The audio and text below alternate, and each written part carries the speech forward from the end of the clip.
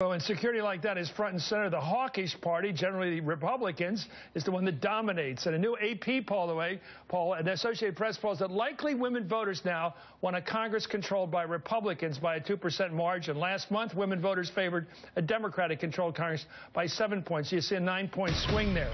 Joining me right now is Time Magazine's Jay Newton-Small, BuzzFeed Washington Bureau Chief John Stanton, and MSNBC political analyst David Corn. But first, let's go to NBC's Kristen Welker on the phone from the White House, where someone has once again, a new person, has jumped the fence.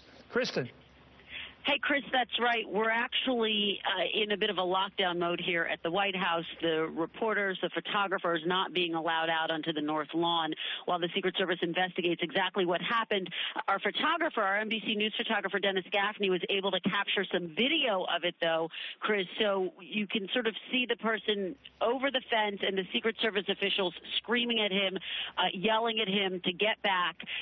And the video is hard to see, but they essentially, it looks like they were able to apprehend him, and we have calls out to the Secret Service. We're trying to get to the bottom of exactly what happened, but obviously this comes at a moment when the Service is already in the process of trying to rebuild, to repair its image in the wake of all of the recent security breaches, including that big one when Omar Gonzalez was able to get inside the White House. And Chris, as you know, as we've been reporting, there's a new interim director, Joseph Clancy, who's been on the job for several days now. So obviously this is yet another security breach that he's going to be looking into. Chris. Kristen, thanks so much. Kristen Welker at the White House. Jay, this is the most dangerous thing in the world, but these are like little boos, like boo. You know, little, you know what I mean? Well, it's Halloween. It's coming up. I mean, well, I mean, the voters, let's just talk politics. I mean, it's maybe crude, but we are talking political implications immediately. If I were Scott Brown up in New Hampshire on the Canadian border, I'd say, you know, I won't want to say this out loud, but this is going to change the topic away from minimum wage and all the Democrat issues, even equality, all kinds of things, economic equality, pay equality, to people are scared. Well, I mean, already you saw Kay Hagan, who looked like she was about to break away 3 weeks ago in North Carolina ahead of Republican Tom Tillis. And lead's gone. And lead's gone. Ebola. It was Ebola. And she tried to switch, right, John? She tried to switch. She did on whether we should put up the wall or not, and the stop a ban on travel. I think it's also been interesting to watch how Democrats for years have sort of worked their way back into at least a fighting position with Republicans on these kind of issues, on national security. And over the last month or two, they've just lost all of that momentum that they'd gotten, all that ground they'd gained. The people look at the president, they don't feel like he's doing a good job, and it's really hurting the party, and they're sort of getting retrenched back into this old style of notions of they're the weaker party on this. I know, you know, it's no longer a question of the 3 o'clock in the morning question about what we do in Saipan or somewhere. This is a sound in the night in your house.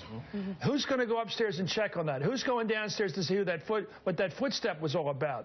Are you going to check? Well, and I'm thinking the Republicans probably are better positioned to say, I'm the one to get downstairs with the rifle to see who's down there. Well, prior to all this, even though the economy has gradually improving, not fast enough, public attitudes have been there's a lot of unease. People believe they're on the wrong track. So there's been a sort of pent-up popular anxiety. What do you make of that picture we're looking at, David, my friend? But listen, let me make my point, Chris. This was going on for the last few months. Then you have Ebola, ISIS, fence jumpers here, there, what happened today in Canada. And it really feels as if John said coming in, that the whole world's sort of going to hell. And so when that happens, the party in power, the guy in charge, the guy you want to fix it, whether he can or he can't, is the president and the Democrats. So, you know, it makes sense that right now they would be on the defensive because a lot of these things are not fixable in the time frame that Americans would want them to be fixed, even if they're not like the greatest threat to them immediately. Like Ebola is not an immediate threat to any American, but yet people are still freaked out about it. But by all rights, this is, you know, a midterm elections where Democrats are finally getting the economy back on track. They're creating jobs. Wages are actually growing. Obamacare is working. Like 20 years, Obamacare isn't even an issue anymore. Yeah. And yet, for some reason, they're losing. I mean, and it's because of these scares. It's because of this sense of nervousness. Yeah, I think they also, the Republicans were trying for so long in this election to get this to be about Obama, and they were never able to do it. They couldn't do it with Obamacare. They couldn't really do it with the economy.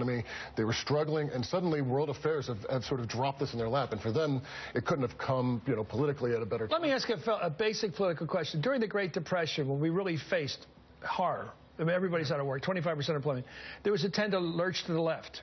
to look for more government activity. And to rally around the president. But also, now I'm just talking ideologically, more government. Somebody's got to intervene here. The market's not working. But when there's a security threat, what's the lurch to the right all about? Why do people get a little more interested in a tough military, screw the people, put up the wall, have a travel ban, those sort of instinctive right-wing urges? Well, it's fear, right? I mean, that's what it is people are afraid, and they look at the outside world. Place right now, everything from the war in Israel to ISIS to what's going on in Canada today, and they just don't want to have anything to do with it. They want someone to protect them from that. And the Republicans have been exploiting this really well. Scott Brown talks about Ebola, ISIS, and the Mexican border, not the Canadian border. Why the Mexican border? The same, well, you tell me why the Mexican border. Because it's ethnic. And so they had nothing to talk about. They tried to make it about Obama. They haven't talked about one single Republican policy as they try to nationalize the campaign. But finally, they had fear to talk about. But it's also, I mean, to some degree media, right? Because 5 years ago, we wouldn't have known about 1,000 Yazidis trapped in a mountaintop in Iraq, or we wouldn't have known about, Boko Haram kidnapping 200 Nigerian girls. And now, all of a sudden, every single one of these issues gets elevated, and the president has to respond. We're going to hear from, I'm sorry, Jay, we're going to hear from the Canadian Prime Minister, Stephen Harper, any second now. But I think one reason is we had so many soldiers over there for all that time. If we'd never been to Iraq twice.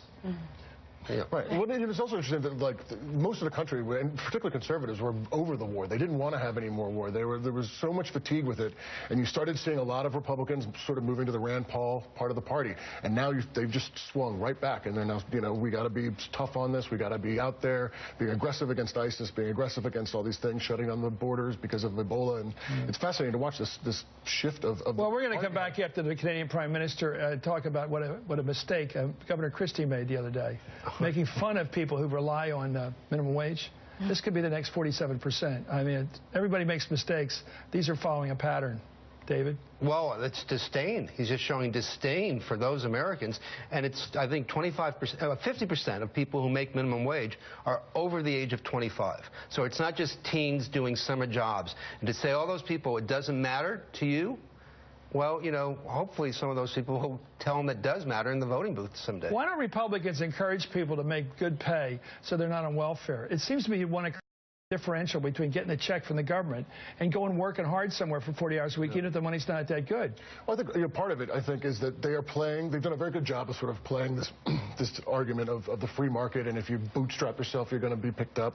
And they're also playing off this reality that most Americans identify with a higher economic bracket than they actually are in.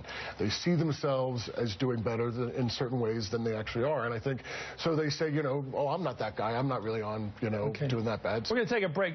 Good thinking, and I think that is an American tendency, which is not all that bad, to be optimistic, even if it's even if it isn't realistic. Aspirational. We are not the British Labour Party in this country. Anyway, we'll be right back. We're going to take a minute here, but we are waiting for the Canadian Prime Minister to make a statement about the horrific scene we just saw in Canada.